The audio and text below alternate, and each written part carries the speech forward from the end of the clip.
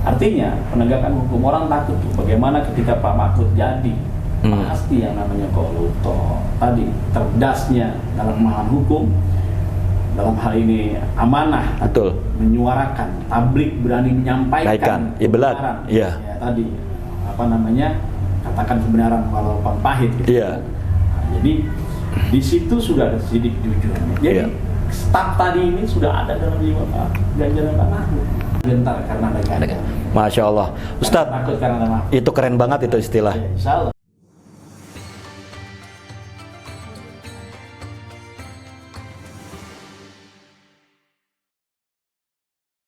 Assalamualaikum warahmatullahi wabarakatuh. Pemirsa, sahabat Ganjar Islami podcast dimanapun berada, alhamdulillah segala puja dan puji bagi Allah Subhanahu wa ta'ala, pencipta alam semesta ini.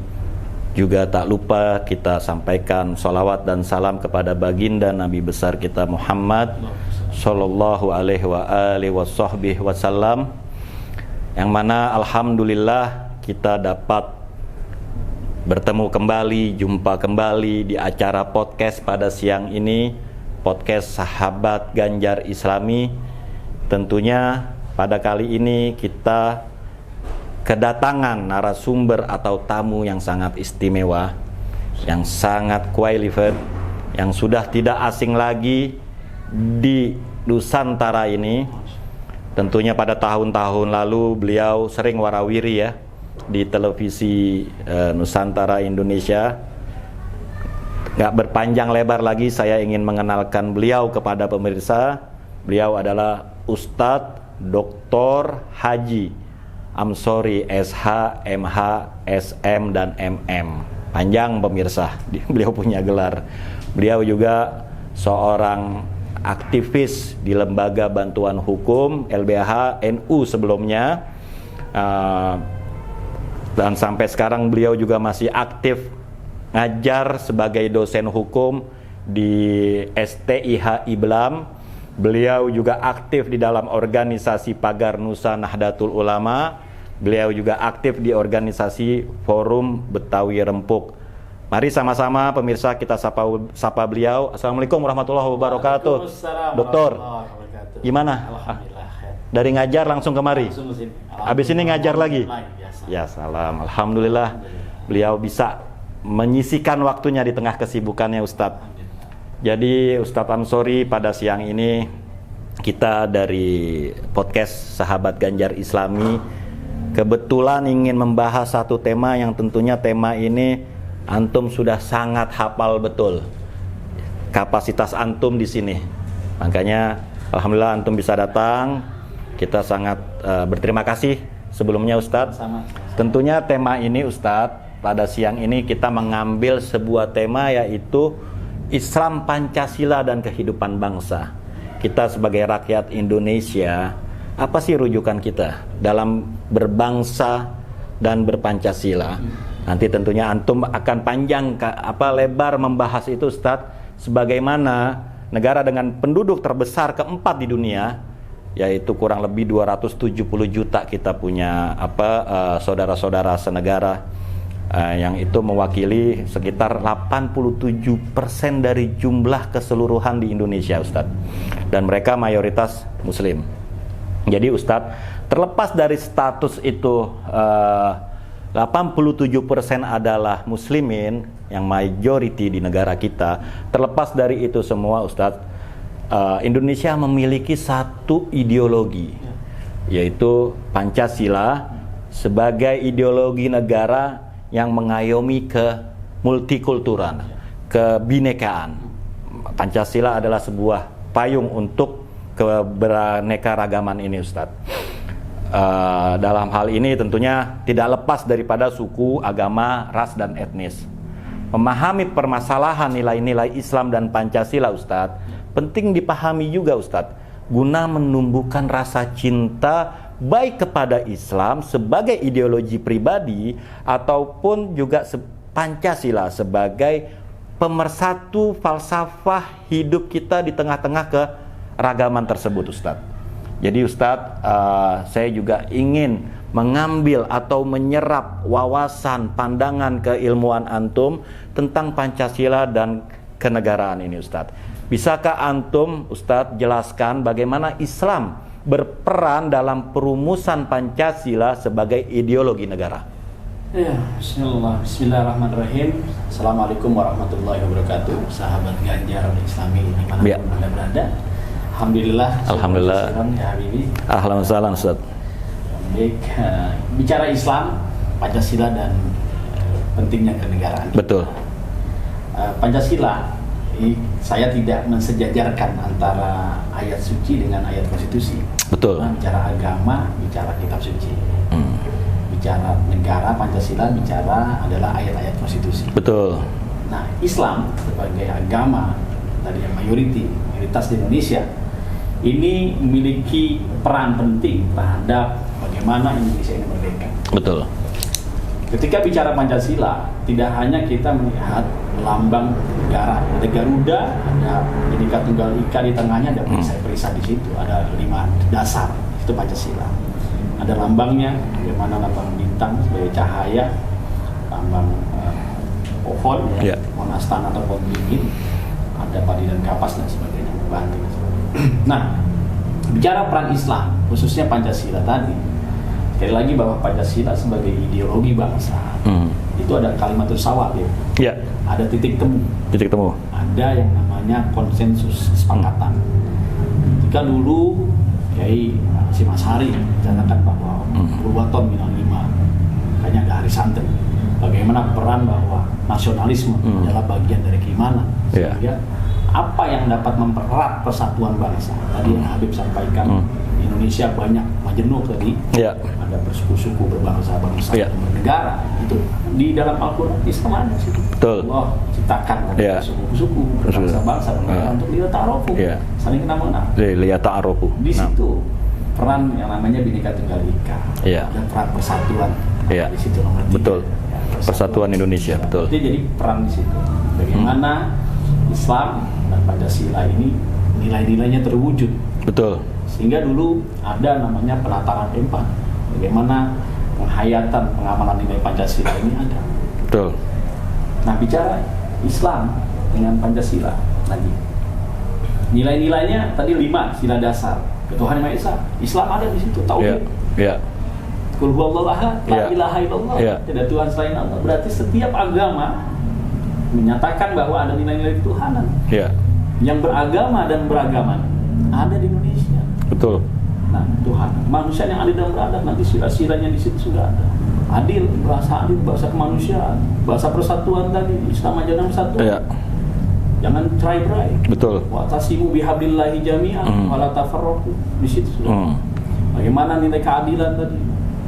Sila keempat, rakyatan yang dipimpin oleh hikmah, bijaksana. Di situ ada bicara kerakyatan. Keadilan sosial, dibilu huwa aqrabu littaqwa.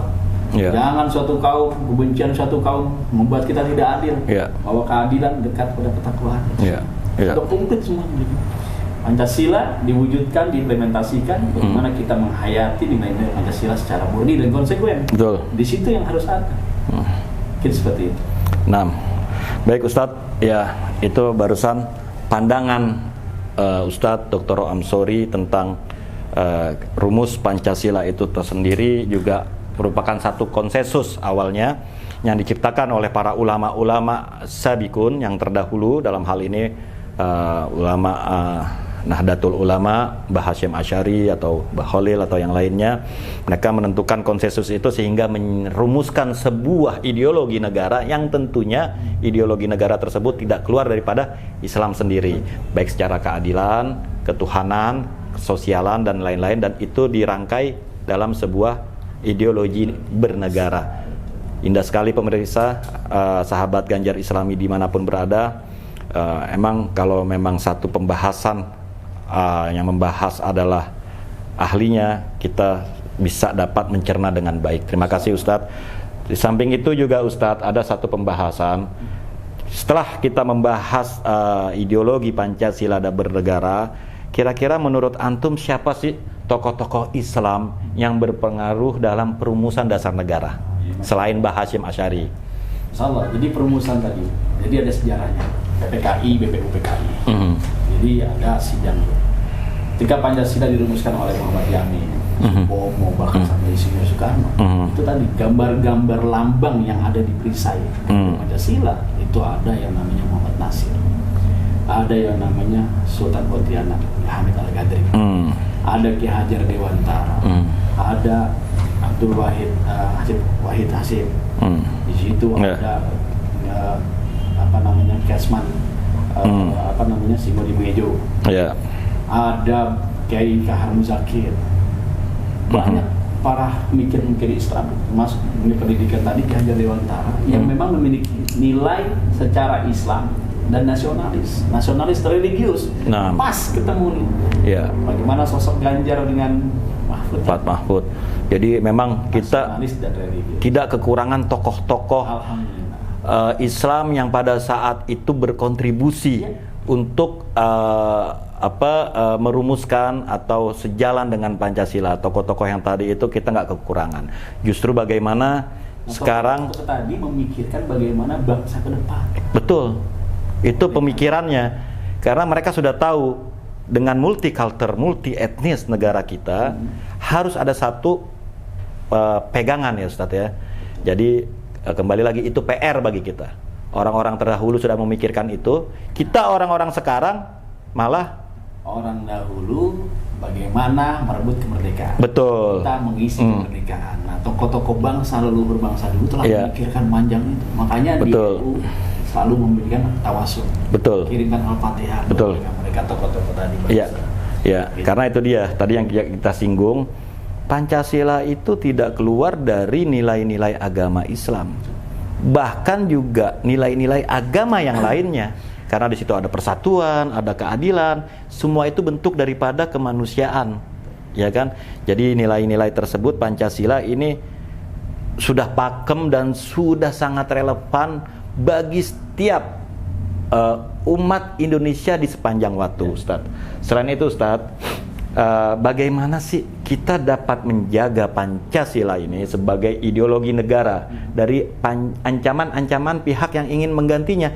Karena beberapa tahun terakhir ini, tentunya kalau saya melihat setelah tahun 80 ke atas ya, itu susupan-susupan transnasional baik secara ideologi yang bentuknya khilafah Islamiyah lah, yang bentuknya apa istilahnya kenegaraan yang harus lebih Islami. Di sisi lain kita punya keberagaman etnis tadi.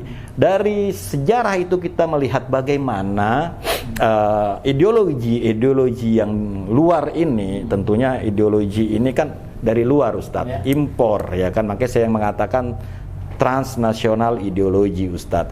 Dari sini kita bagaimana sih caranya membentengi? HTI sudah dibubarkan, tapi gerakan-gerakan itu masih ada. Nah, selain daripada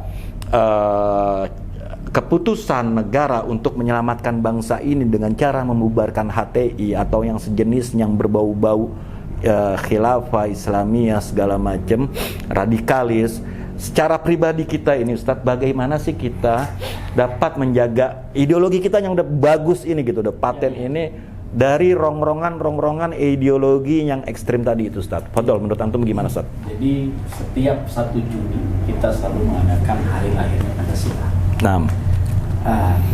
Ketika kita merayakan memperingati hari lahir Pancasila, di situ tertanam bahwa nilai-nilai yang ada dalam Pancasila sendiri ini kita implementasikan, kita bumikan. Nah, oleh karena itu peran pentingnya tokoh masyarakat dan tokoh agama dalam hal ini bagaimana mensiarkan, mendakwakan selalu pentingnya hakikat uswatun. Jadi ada ukhuwah, bagaimana Islam sebagai rahmatan lil alamin, di situ ada uswatun hasanahnya bagi suri tauladan. Nah, bagaimana kita punya role model? Apakah khilafah misalnya ada prototip atau tidak? Bahwa negara bangsa, nation state Indonesia yang memiliki nilai Pancasila sebagai nilai dasar di situ, keberagaman dan keberagamaan, dijamin bahwa setiap penduduk Indonesia yang beragama dijamin pemeluknya untuk memeluk agama dan menjalankan syariat. Nah, dalam hakikat tadi, adakah unsur atau mungkin isu-isu ingin mengganti ideologi Pancasila dengan ideologi yang lain. Dulu Piagam Jakarta misalnya, Piagam yang tentu kata tadi menjalankan syariat Islam gitu. Nah, di situ sudah tertanam bahwa ada Ketuhanan yang Maha Esa. Dengan nilai-nilai tersebut, bahwa Indonesia bukan negara Islam, namun Indonesia adalah negara yang juga menjalankan nilai-nilai keislaman. Ada pengadilan agama, bagaimana undang-undang zakat, pengolahan haji, MUI-nya ada, azan ada, masjid ada, forum kerukunan umat beragama ada.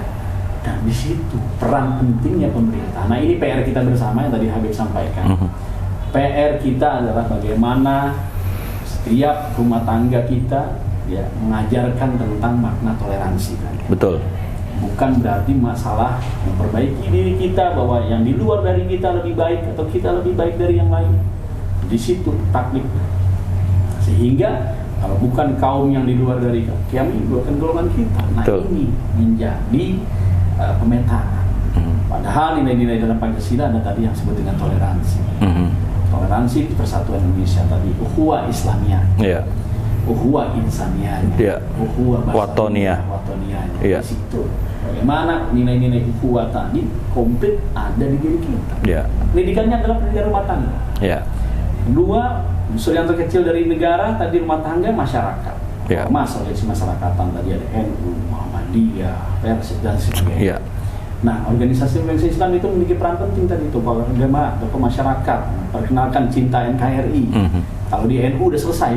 Udah hatam udah hatam. Bagaimana cinta PBNU? P-nya Pancasila, B-nya Bhinneka Tunggal Ika, N-nya NKRI harga mati, U-nya Undang-Undang 45. Kalau PBNU sudah ada mengakar di diri kita, jelas. Nah, bakal kita akan ganti ideologi kita. Pancasila menjadi nilai-nilai keseharian kita. Secara murni dan konsekuen kita bisa jalankan bagaimana nilai ketuhanan kita bisa jalankan. Zakat, ada puasa Ramadan, ada haji, ini nilai-nilai semua ada di situ Pancasila. Komplit. Komplit, paket komplit. Jami' wa mani'. Udah komplit dan juga bisa meredam atau meredam serangan-serangan dari luar. Itu kita tangkal tadi. Nah, kalau pemikiran kita tipis, isu-isu dari luar tadi, transnasional. Kejahatan transnasional ini bisa sifatnya teroris. Ketika kita miskin ilmu, miskin adab, kemanusiaan yang adil dan beradab, miskin adab, miskin ilmu, kita tidak menghormati. Dan Pancasila ada mengatakan bahwa kita harus sayang menyayangi. Di situ saling menghormati. Nah, ini isu radikalisme, paham radikal. Ini ada di dalam setiap orang, bisa terpapar. Bukan hanya kalangan pelajar, mahasiswa, dosen, bahkan perguruan tinggi. BUMN, ASN bisa terpapar isu radikalisme yang mengarah kepada intoleran, bisa mengarah kepada terorisme. Ini semua halal darahnya, ini bisa dihancurkan. Jadi Indonesia tidak menjalin yang tadi disebut dengan persatuan dan kesatuan. Peran pentingnya tokoh ulama, semua. Kita semua punya tanggung jawab, punya peran penting. Begitulah pemirsa ya. Jadi emang masalah Pancasila ini kita sudah tidak meragukan lagi sebagai sebuah pakem bernegara. Cuman mungkin yang menjadi PR kita adalah bagaimana menjaganya. Seperti yang disampaikan oleh Dr. Ustadz Amsori barusan, bentuk pengimplementasikannya, ya kan? Itu yang pertama. Yang kedua adalah dengan cara mendidik tarbiyah, memberikan pengetahuan dari sekup kecil dulu rumah tangga kita, istri, anak, bagaimana caranya berpancasila, bagaimana cara kita hidup rukun, bagaimana toleransi, bagaimana persatuan, itu sudah ada di Indonesia, di Pancasila.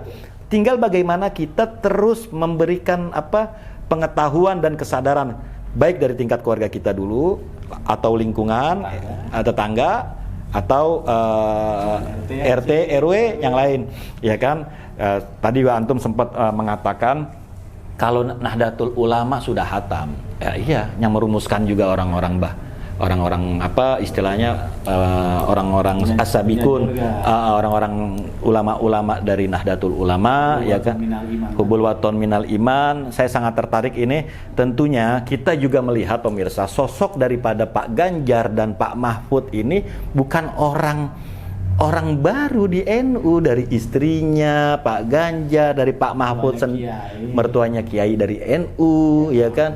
Kiai Mahfud juga orang NU, kulturalnya juga kita, dan struktural juga kita tidak ragukan lagi ya. Jadi menurut antum ke-NU-an Pak Ganjar dan Pak Mahfud ini menurut antum gimana? Bicara ke-NU-an mereka ini tidak diragukan kembali. Jadi Pak Ganjar dan Pak Mahfud ini bicara sosok bangsa, ini adalah cocok yang tepat. Sosok yang pas dan layak untuk memimpin bangsa Indonesia ke depan periode 2024-2029. Saya yakin kalau bicara ke-NU-an, kebangsaan, bahkan bicara toleransi, Ganjar Mahfud selesai ya. Maka Pak Ganjar ini sudah selesai nih kalau bicara motonya dia kan tuanku rakyat. Kan jabatan adalah mandat amanah. Betul. Selesai. Kalau teori kenabian dalam pemimpinan udah start teorinya. Sidik, tablik, amanah, fatona. Ada sosok Ganjar Mahfud.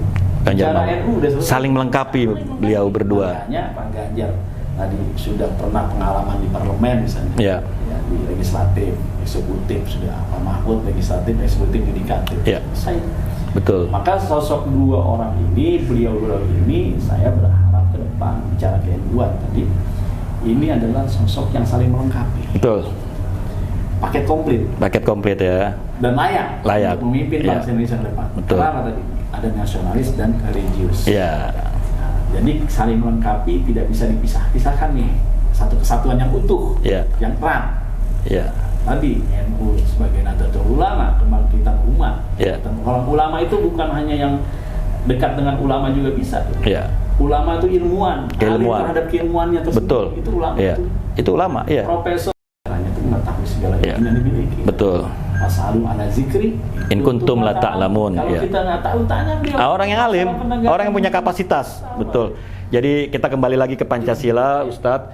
Gimana tadi kita sempat ngebahas ke NU-an karena antum sempat nyinggung. Jadi saya terpancing juga. Jadi kita kembali ke Pancasila, Ustadz. Jadi menurut antum, Ustadz, bagaimana sih sosok Ganjar Mahfud ini melihat atau memajukan nilai-nilai Islam dan Pancasila dalam kapasitas mereka sebagai pejabat negara?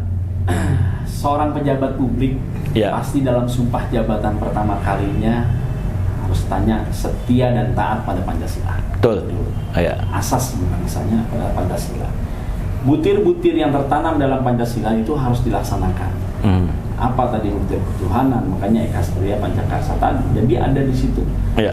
Nilai-nilainya butir ketuhanan Maha Esa, kemanusiaan yang adil dan beradab, persatuan Indonesia. Bahkan setiap pejabat dimanapun harus melaksanakan tadi setia dan taat pada agamanya dan menjalankan Pancasila dalam bernegara. Di sosok Ganjar Mahfud ini ada dan itu karena apa?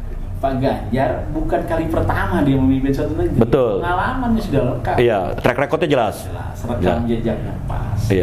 DPR kan pasti dia dengan sumpah jabatan. Betul. Jadi gubernur pasti sumpah jabatan. Betul. Periode beliau. Betul. Pak Mahfud sama juga. Berarti Pancasila bukan hanya di lip service, tapi dia sudah membuktikan dalam praktek kerjanya. Bil Kolbi. Sudah meyakini secara hati, diucapkan secara lisan dan dilakukan bil arkan dengan perbuatan tadi. Artinya keimanan terhadap Pancasila dengan wujudan agama yang dimiliki, yang diyakini itu sudah ada dalam dirinya, tinggal diamalkan. Nah, pengamalan nilai-nilai Pancasila itu ada di sosok beliau. Jadi nggak usah diragukan lagi. Bukan main. Pemirsa, fas'alu ahli zikra in kuntum la ta'lamun. Ustadz Amsori ini juga termasuk orang yang berkapasitas dalam pembahasan kita. Makanya kita bertanya kepada beliau juga. Alhamdulillah dari awal segmen tadi sampai kita sudah di penghujung, jawaban-jawaban yang beliau kasih alhamdulillah benar-benar mengena. Terakhir Ustadz, sebelum kita tutup Ustadz, apa harapan antum Ustadz kepada pasangan Ganjar Mahfud jika terpilih sebagai presiden dan wakil presiden di 2024? Harapan antum apa Ustadz? Betul. Kalau berharap sahabat Ganjar Islami dimanapun berada, semua rakyat Indonesia berharap, yakin butuh bangsa Indonesia terhadap kepemimpinan beliau. Oleh karenanya harapan saya, impian kami bangsa Indonesia agar Ganjar Mahfud ini lolos. Karena masyarakat Indonesia sudah tahu persis kedudukan nasionalis dan religius kaum merah dan hijau ini ketika menyatu, Indonesia bisa bersatu menjadi negeri yang baldatun thayyibatun warabun ghafur gemah ripah jinawi kota tentrem kertara harjo. Ini sudah ada. Kalau harapan tadi 3 ada di dalam itu. Jadi 3 tadi. Iya. Baldatun thayyibatun warabun ghafur. Negaranya tadi yang namanya gemah ripah roh jinawi. Kota tentrem kertara harjo 3. Iya. Demokrasi pas nomornya 3. Pak Ganjar Mahfud menjadi presiden RI nanti, persatuan Indonesia ada di tangan. Artinya kemenangan Indonesia sudah ada di dalam genggaman Ganjar Mahfud. Ya. Jadi jangan takut karena ada Mahfud. Iya. Jangan gentar karena ada Ganjar. 2024 Ganjar Mahfud. Gobul. Amin. Jadi pesannya dari Ustadz Dr. Amsori simple tapi benar-benar membangkitkan semangat kita sebagai seorang bernegara. Ya, pesan beliau adalah tetap mengedepankan kemaslahatan, perbaikan untuk negara ini di segala sektor, Ustaz ya. Secara ekonomi, secara pendidikan. Mulai Sosbud Hankam. Itu ada. Iya. Pak Ganjar, Pak Mahfud udah tahu tuh ideologi politiknya, hukumnya, penegakan hukum. Beliau tadi amanah. Iya. Orang cerdas semua itu. Betul. Akhir-akhir ini, Ustaz, masalah hukum lagi sedang ramai. Bahkan bukan di Indonesia, kita masih bisa tentram, adem, ayem, tidur. Di luar negeri ramai, Ustaz. Pak Mahfud. Media-media di luar negeri. Untuk kasus hukum ini gimana? Pak Mahfud ini kan pakarnya, profesor ahli hukum. Dalam bukunya beliau, Politik Hukum sebagai produk politik. Iya. Artinya penegakan hukum oleh Pak Mahfud ini sudah di atas rata-rata. Iya. Artinya penegakan hukum, orang takut tuh bagaimana ketika Pak Mahfud jadi pasti yang namanya koruptor tadi, terdasnya dalam pemahaman hukum, dalam hal ini amanah, betul, menyuarakan, tablik, berani menyampaikan kebenaran, ya tadi katakan kebenaran walaupun pahit gitu. Iya. Nah, jadi di situ sudah ada sidik jujurnya. Jadi staf tadi ini sudah ada dalam jiwa Pak Ganjar dan Pak Mahfud. Penegakan hukum pasti. Yang namanya korupsi ya tadi, hukum bukan tajam ke bawah misalnya, tumpul ke atas. Ini semua rata. Dua kedudukan. Maka disebut dengan wa ta'awanu 'alal birri wat taqwa. Wa ta'awanu 'alal ismi wal udwan. Makanya kedua beliau ini menjadi khairun nas anfa'uhum linnas. Kalau dua jadi pasti pasangan dua ini cocok tadi, saling mengikat dan melengkapi juga. Udah paket komplit. Religiusnya dapat, nasionalisnya dapat, hukumnya dapat. Karena ke depan dan selanjutnya yang namanya hukum ini adalah keberpihakan dalam keadilan. Dan muron. Iya. Meskipun pahit, karena ini yang bisa menata kita juga di samping dari unsur-unsur yang lain. Hukum ini adalah untuk menertibkan kehidupan kita, ya kan? Kulilah. Jadi pemirsa, alhamdulillah tadi sudah disampaikan dari awal sampai akhir bagaimana sosok, tentunya kita bermula dari Pancasila dan kenegaraan, juga kita masuk ke dalam segmen kolerasi antara Pak Ganjar dan Pak Mahfud untuk di ranah Pancasila tersebut.